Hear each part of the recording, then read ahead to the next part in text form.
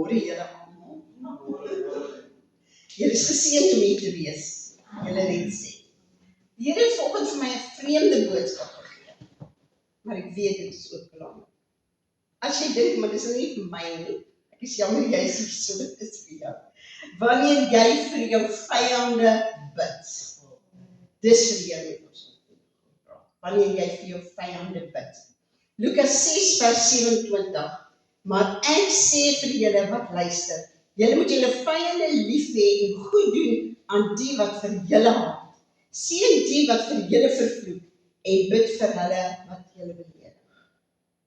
Matteus 5 vers 43. Julle het gehoor dat daar gesê is, jy moet jou naaste lief hê en jou vyand moet jy haat. Maar ek sê vir julle, julle moet julle vyande lief hê, seën die wat vir julle vervloek, doen goed aan die wat vir julle haat en bid vir die wat julle beledig en julle vervolg. Moeilik, nie? Lukas 23 vers 34. En toe hulle op die plek kom wat die hoofskedel genoem word, het hulle hom daar gekruisig en die kwaadoeners, een aan die regter en een aan die linkerkant. En Jesus sê, Vader, vergeef hulle, want hulle weet nie wat hulle doen. Sy voorbeeld, nie? Handelinge 7 vers 59 en 60. En hulle het Stefanus gestenig terwyl hy die Here aanroep en sê, Here Jesus, ontvang my gees. En hy het op sy knieë neergeval en met 'n groot stem uitgeroep, Here, reken hulle hierdie sonde nie toe. En met die woorde uitslaap. Ons sal. Verskeie plekke in die skrif praat Jesus oor, jy moet vir jou vyande bid. Hy leef dit, jy moet vir jou vyande bid. Jy moet vir ander lief wees, want dit is wanneer mense sal weet, jy is 'n kind van God. Julle is my disippels. So wie is my vyande? Net hulle wat my haat? Net hulle wat nie van my hou nie? Net hulle wat my seer maak? Nee, elkeen wat van jou verskil, op enige tyd, is jou vyand. Op daardie stadium is hy jou vyand. As hy nie saam met jou stem nie, as hy opinie van jou verskil, as hy sommer net lelik teenoor jou optree, dan is hy jou vyand. Op daardie stadium. Jou familie en jou vriend kan jou vyand wees op 'n sekere stadium. En dit is wat ons nie altyd so sien nie. Ons dink net altyd dis die ouens wat my haat. Die ouens wat nie van my hou nie. Die ouens wat teen my praat. Die ouens wat ongeskik is met my. Nee, almal wat teen jou is op watter stadium ook al, wat jou weerspreek of van mening verskil, selfs die ongelowige is jou vyand. Want hy stem nie saam met jou dat Jesus die koning is nie. So wanneer iemand jou kwaad maak, is hy jou vyand. So daai taxi-bestuurder wat voor jou injaag en jy nou so kwaad raak, hy is jou vyand op daai stadium. So wanneer Jesus ons beveel om vir ons vyande te bid, is dit gewoonlik nie ons eerste reaksie. Want ons is so opgestel dat ek myself moet verdedig. Ek kan mos nie dat hulle so met my praat nie. Ek kan mos nie so dat hulle optree nie. So ek retaliate. So as hulle van my skinder, gaan ek van hulle skinder. As hulle van my kwaad praat, gaan ek vir hulle van hulle kwaad praat. As hulle leuns oor my vertel, gaan ek oor hulle leuns vertel. As hulle my reputasie aantas, gaan ek hulle reputasie aantas. Maar Jesus roep ons tot 'n hoër standaard. Hy reageer nie met dieselfde emosies en reaksies as ons nie. Ons weet dat hy verneder is. Hulle het hom 'n dronkaard genoem. Hulle het hom 'n duiwel genoem. Hy het na sy mense toe gekom en die woord sê in Johannes 1 net vers 11 dink ek, hy het na sy mense toe gekom en hulle het hom nie aanvaar. Hulle wou niks van hom weet nie. Die geestelike leiers het hom gespot. Hulle wat die gees in hulle moes hê om te weet dat hy die Messias is, die Messiah is. Hulle het hom gespot. Sy eie familie was teen hom en hulle het na hom toe gekom en gesê, jy kan ons nie hierdie boodskap bring nie, wie is jy? Sy eie familie. Die skare wat uitgeroep het, Hosanna, toe hy in die stad inkom, is dieselfde skare wat nou skree, kruisig Het Jesus geweet van vyande? Ja, hy het. Maar hy het verkies om te vergewe. So terwyl hulle ons spot, terwyl hulle op hom spoeg, roep hy uit en sê, Vader, vergeef, want hulle weet nie. So hy het baie vyande gehad, so as hy vir ons sê, jy moet jou vyande lief hê en vir hulle bid, dan weet hy waarvan hy praat. So hoekom moet ons vir ons vyande bid? Want dit is 'n opdrag van Jesus. Dit is gehoorsaam. Hy sê in die woord, hoekom sê julle maar vir my Vader, Vader, of ekskuus, Here, Here, maar jy doen nie wat ek vir jou vra nie, of vir jou sê nie. Want hy het ons lief gehad en genade bewys. Met ons is almal Jesus se vyand gewees. Toe hy op die kruis sterf, was ek sy vyand. Maar hy het verkies om in liefde en genade my sonde op 'n kruis vas te spyker. Hy vergewe met liefde en hy het vir my gebid. Want toe hy bid, Vader vergewe hulle, het hy vir ons ook gebid. Hy het dit nie verdien. Dit herstel ons verhouding met God. Hoekom is daar 'n probleem met my verhouding met God? As ek dan vir iemand anders nie bid nie, my vyande nie bid nie. Want die verhouding werk so, my verhouding met God is perfek, en dan kan my verhouding met ander mense werk. Dis hoe dit werk. Eers God. As ek nie vir God lief het nie, kan ek nie mense lief. En dis wat die vyand wil hê ons moet weet. Ons houding teenoor ander verander. Ons is nie meer kwaad nie, ons is nie meer bitter nie. Want nou bid ek vir 'n persoon en die Heilige Gees begin in my werk en ek begin besef dat mense tree op in die seer wat hulle ervaar. Hulle is verwerp, so hulle verwerp jou. Hulle het seer gekry, so hulle maak jou seer. En wanneer ek dan begin bid vir hulle, dan verander my verhouding, want ek begin sien, Here, daar's iets dieper. Weet jy, my pa het eendag vertel dat hulle het in 'n baie streng huis groot. Lelike dinge sê. Met my oupa het my ouma na hare deur die strate getrek. Dis dinge daar wat jy sien en dit het 'n invloed op jou, want dit is jou ma en daar's kwaad, jy's kwaad en jy's woedend en jy kan nie, maar as jy begin bid, dan breek jy 'n ketting. Want alles in ons lewens is geestelik. Die oomblik as jy 'n vyand het, is daar 'n geestelike kontrak wat gesluit word. Die vyand het 'n reg om in te kom in jou verhouding nog verder te vernietig.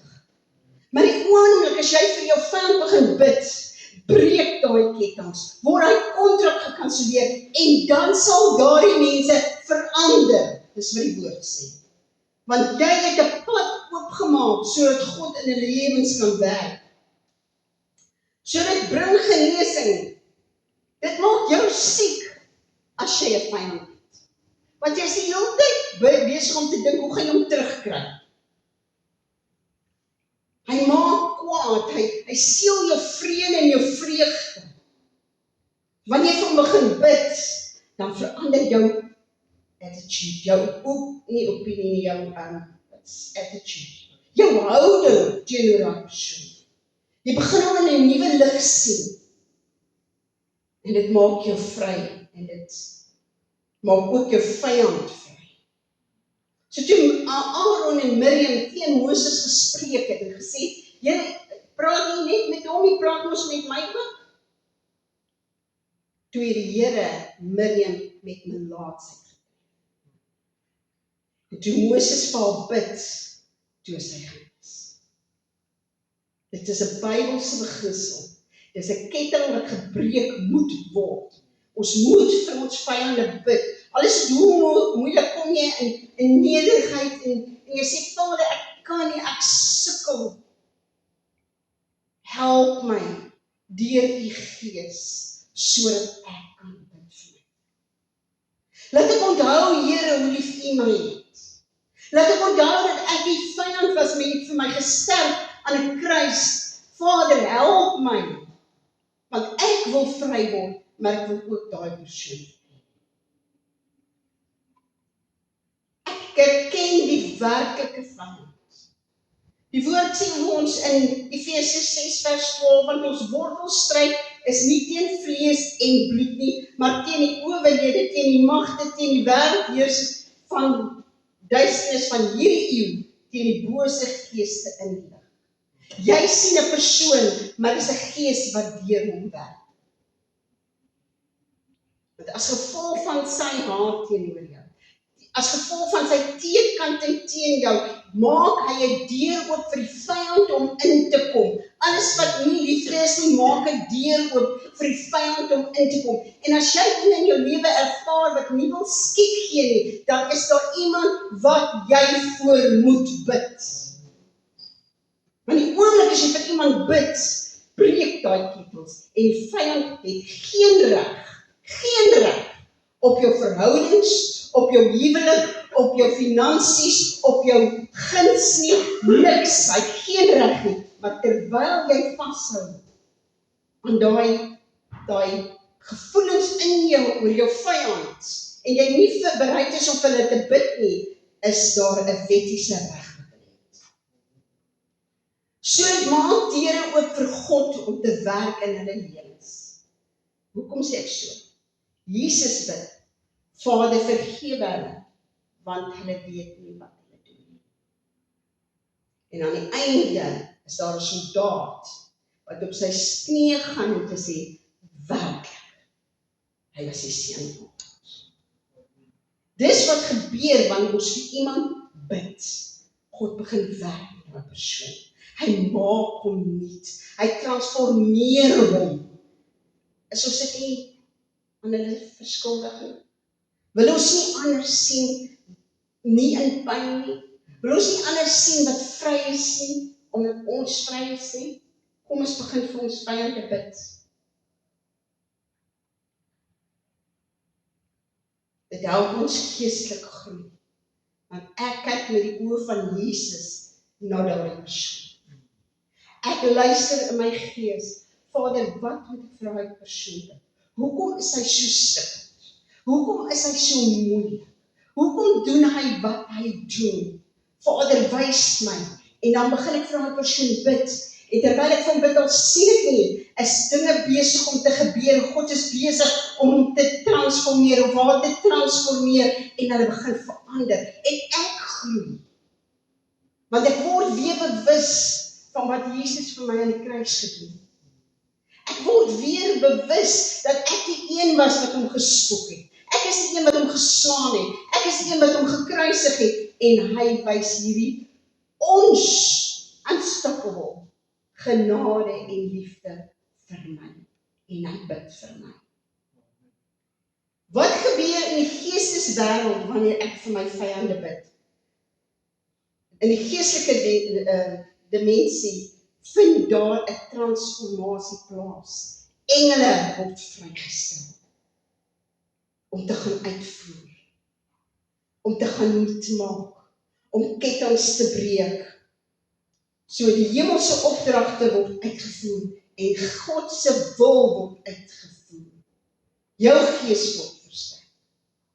Gebed is 'n wapen wat die sterk man bind wat hulle gevange hou. Want stikkende mense maak anders. Dit breek vloeke, diep emosionele wonde, dit breek niere af, dit verskaf beskerming en dit maak vry. Wat gebeur as ek vir my vyand bid? 1 Petrus 3 vers 23. Christus wat heen gegaan het na die hemel en aan die regterhand van God is, terwyl engele en magte en kragte aan hom onderwerf is. Jesus sit langs God in die hemelse plek. Ons weet dit. Stefanus, ons eerste martelaar, bring hulle uit die stad uit om hom te stenig. En terwyl hulle hom stenig, sê hy, Vader, moenie hierdie kwaad in die toereken. En wat sê die woord vir my? En hy kyk op en hy sien Jesus staan aan die regterkant. Weet jy hoe kragtig dit is? Dat die koning koning van alle konings wat reeds sit en eer opstaan, omdat ons hy eer vir Stefanus op daai oomblik, omdat hy vergeet. Kyk, jy kan dit in Handelinge 7 lees. Wanneer ek vir my vyand bid, bring die Here herstel. En die Here het die lot van Job verander, toe hy vir sy vriende gebid, vriende wat vyande was, want hulle het die hele tyd teen hom gepraat. En die Here het Job se besittings vermeerder tot dubbel soveel as voorheen. Ook het al sy broers en al sy susters en al sy bekendes van vroeër na hom gekom en met hom saam brood geëet in sy huis. En het met hom medelee gehad en hom vertroos oor al die onheil wat die Here oor hom gebring het. En hulle het hom elkeen 'n geldstuk gegee en elkeen 'n goue ring. En die Here het die einde van Job meer geseën as sy begin. Want daar's niks meer wat skei. Die kettinge is gebreek. Waar was hierdie mense wat nou vir hom geld en al hierdie dinge gee? Hulle was altyd daar. Terwyl hy siek was, terwyl hy in as gesit het, maar toe hy vir sy vyande bid, sê die woord vir my, Here het hom geseën. Dubbel met wat hy gehad het. So ons het geen reg om ongevoelig teenoor ander te wees nie. Nooit.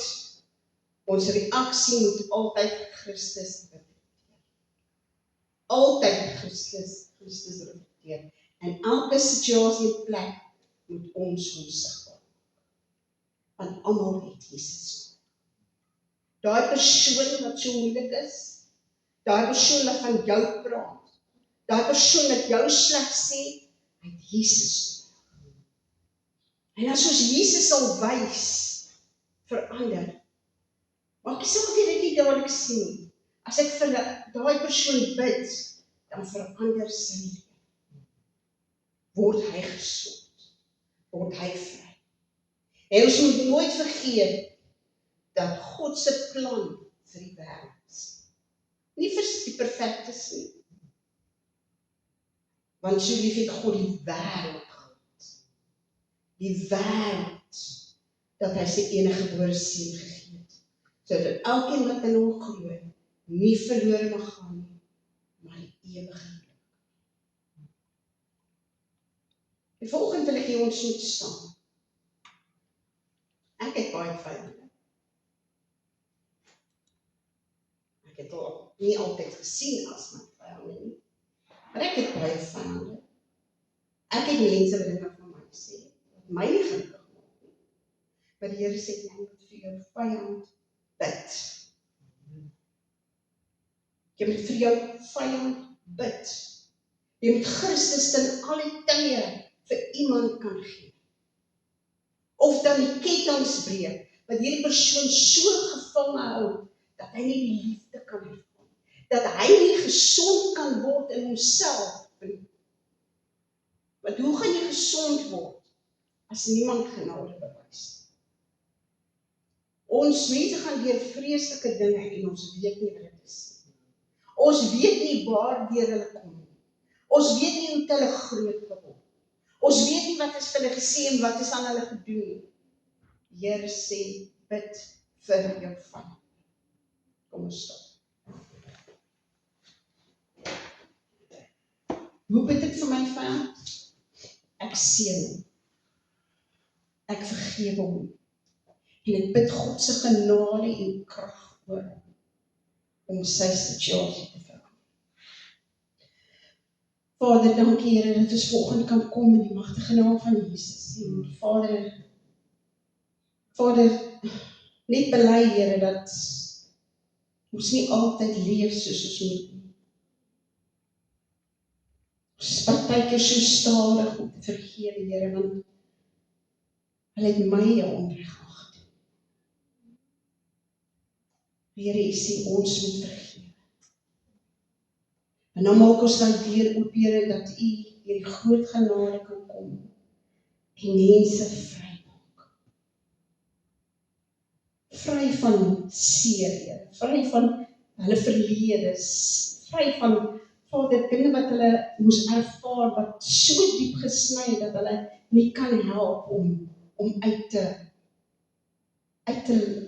Vader, 'n ander seer te maak nie. Vader, help ons dat ons vyande vir hulle bid, Here. Help ons dat ons die liefde aan hulle wys.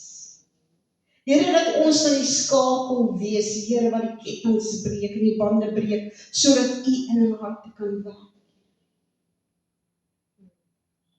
Here, dat ons 'n gehoorsaamheid sal doen wat U van ons vra, Here, want U leer ons om dinge te doen om ons vry te maak. En Vader, die planne wat U vir ons het, Here, sal nie in werking kom as hierdie kettinge daar is. So vanoggend, Here, bid ek vir elke vyand, elkeen wat my teenstaan, elkeen wat my kwaad maak, elkeen wat vir my praat, Here. Vader, en bid, Vader, wees genadig. Wees genadig, vergewe hulle, Here. Werk in hulle harte, maak hulle heel, Here. Vader, ek seën hulle met gesondheid, ek seën hulle met vrede en die liefde en die vreugde, Here, laat hulle weer vreugde ervaar. En dat die vyand geen reg op hulle het. Geen reg op. Here, ek bid dat die Gees in hulle harte sal werk. Ek bid dat die Gees hulle sal vernuwe en sal versterk, Here. Ek bid dat daai seer in hulle lewe genees sal word, Here. En Vader, ek bid dat ons verhouding herstel sal. In die magtige naam van Jesus. Amen. Amen.